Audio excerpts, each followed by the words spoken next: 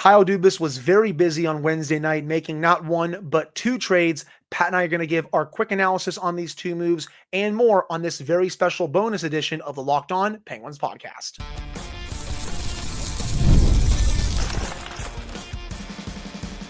Your Locked On Penguins, your daily podcast on the Pittsburgh Penguins. Part of the Locked On Podcast Network, your team every day. Hello and welcome back to another episode of the Locked On Penguins podcast. I am one of your hosts, Hunter Hodes. You can follow me on Twitter at Hunter Hodes, joined by my co-host, Patrick Dam. You can follow him on all social media platforms as Pat comes to you live from the KDKA studios. He's working late tonight, but we wanted to get this out for you all pretty early Thursday morning as a little bonus edition of the Locked On Penguins podcast. We'll have a full episode of the show for you all a bit later on today, but Kyle Dubas was very busy on Wednesday, first trading defenseman Vinny Desharnais to the San Jose Sharks for a 2028 fifth-round pick. We hardly knew him, but then he makes the bigger move, trading forward Michael Bunting to the Nashville Predators for Tommy Novak and Luke Schenn.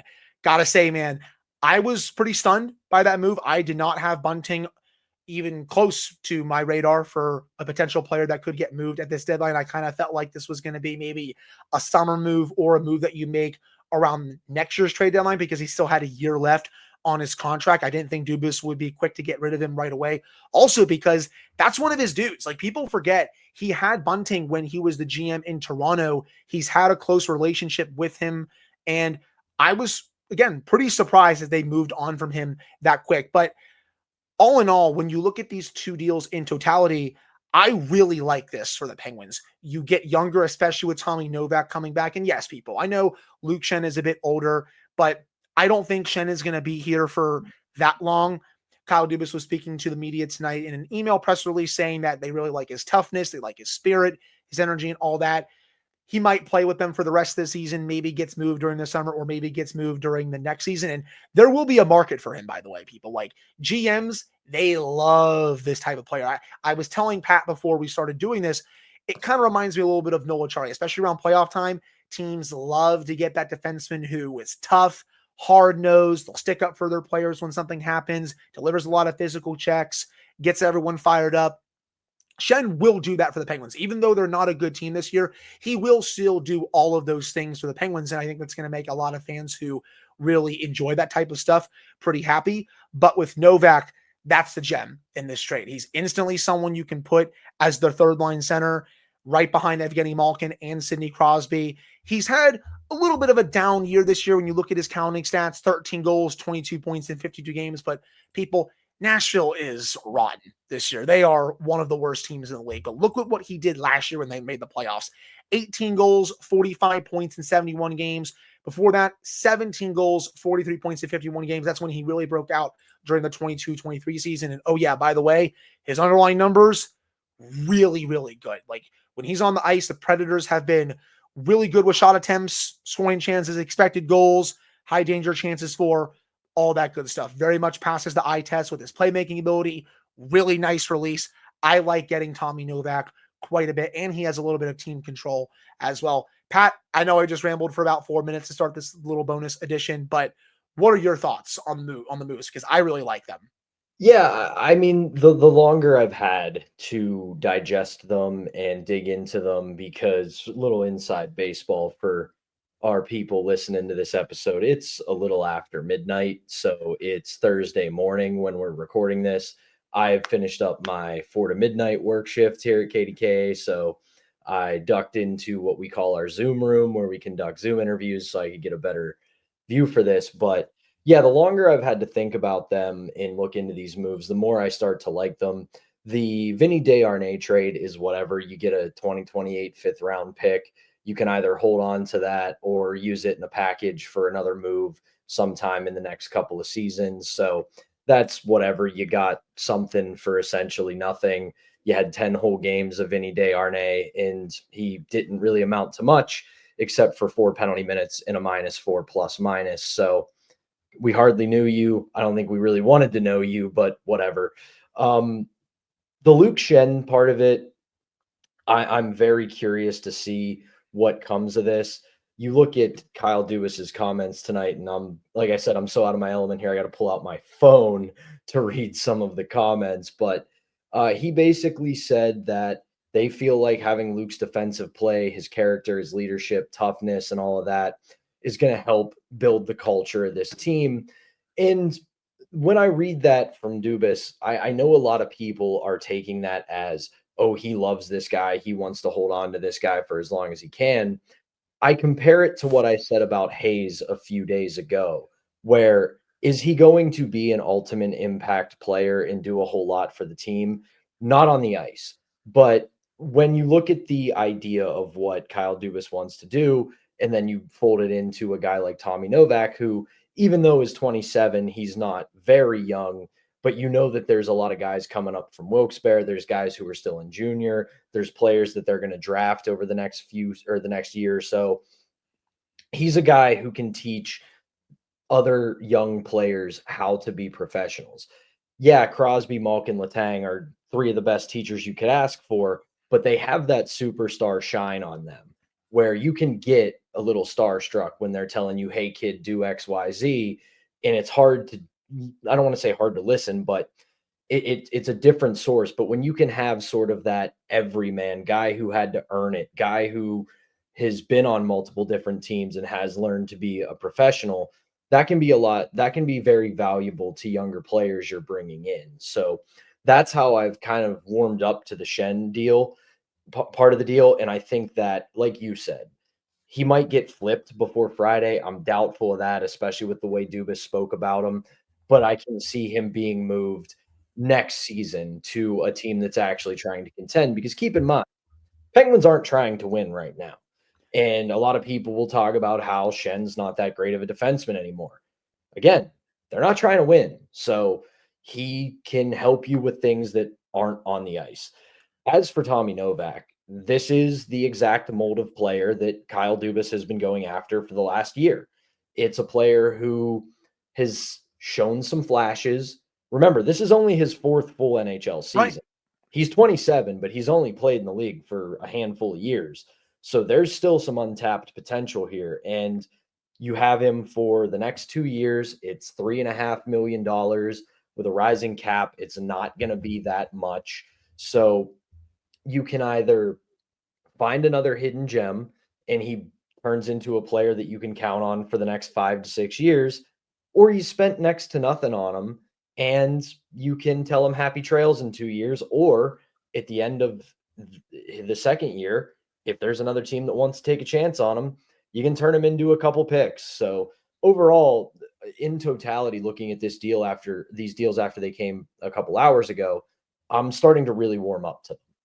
100%. And another aspect of it, again, they were really never going to sign Michael Bunting. So turning him into Tommy Novak, especially, you're getting younger at the forward position, slam dunk for me every time. And I'm also curious to see who the Penguins are going to put with Novak once he gets into the lineup. Do they put Tomasino with him? I know they've been kind of flip-flopping Tomasino with the Malkin line. They've been putting him with Hayes a little bit, etc. So I'm curious to see what happens there. I'm still very much on the train that Tomasino should be out with Malkin full-time, but still curious to see if Mike decides to experiment with Novak and Tomasino, since, again, they've been teammates together in Nashville. They know each other pretty well. Cody Glass, of course, he comes from Nashville as well.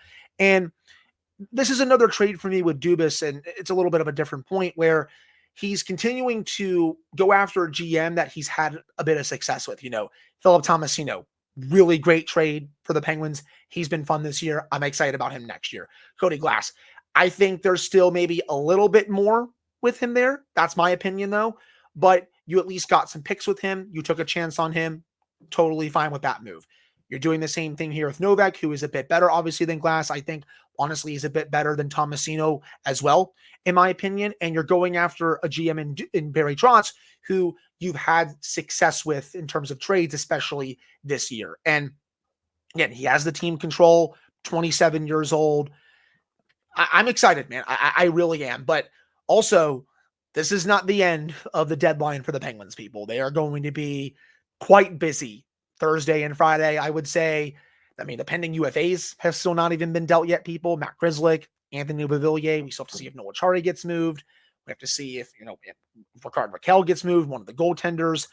This was the move that very much surprised me, very much surprised you. I think the obvious ones are still to come, but hey, man, I will still take this one any day. Best wishes to Vinny Desharnais. Best wishes to Michael Bunting. My girlfriend is actually a little bit sad about Michael Bunting leaving because that he was one of her favorite players dating back to last year. But hey, I still like this move quite a bit, man.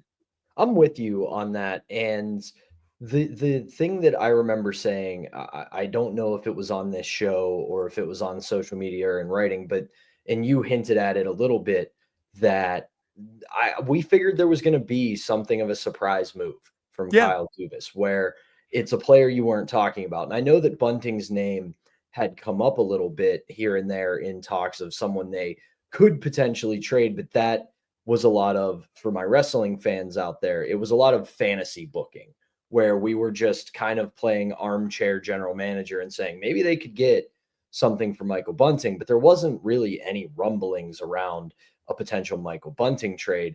And then you add in that there's really no timetable for his return right now because he just had to have his appendix taken out.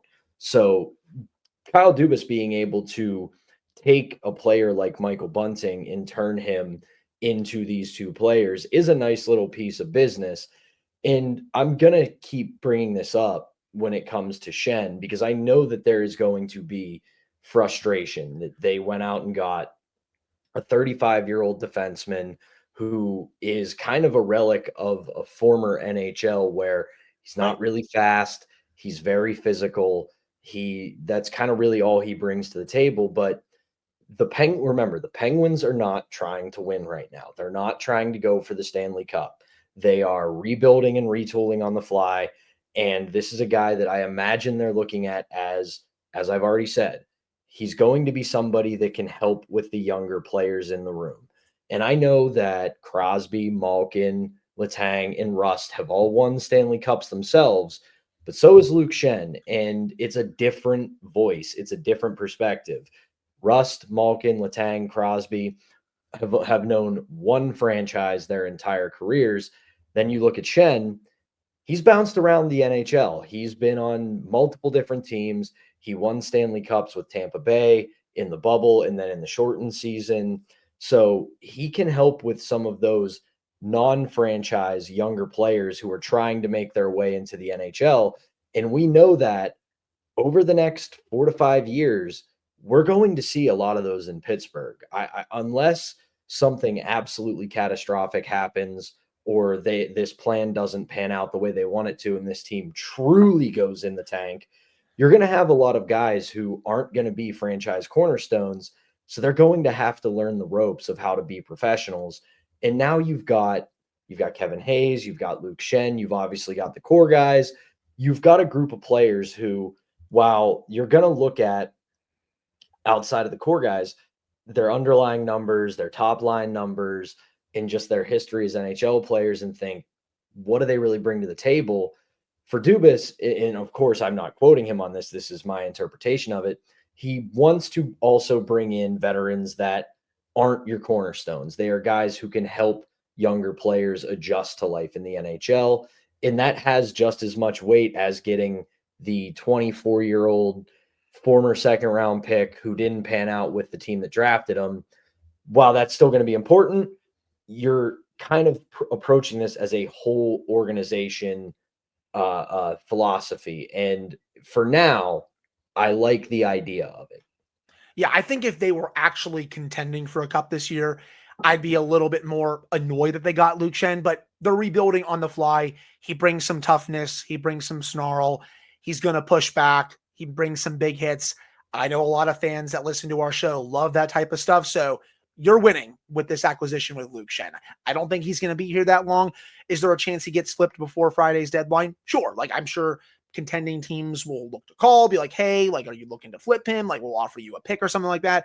And I'm sure Kyle Dubas will listen, but he may not be in a rush to actually make that move and could do it again, maybe this summer, during next season, something like that. But unless you have anything else to add about this move, I think we can wrap up here. And we'll have a full episode for you all later on today on Thursday, breaking down more about these two trades and then looking at, again, what else could be next for the Penguins. So for Patrick Damp, I am Hunter Hodes. Thank you all so much for taking the time to listen to this very special bonus edition of the Locked On Penguins podcast, and we'll talk to you all in a few hours.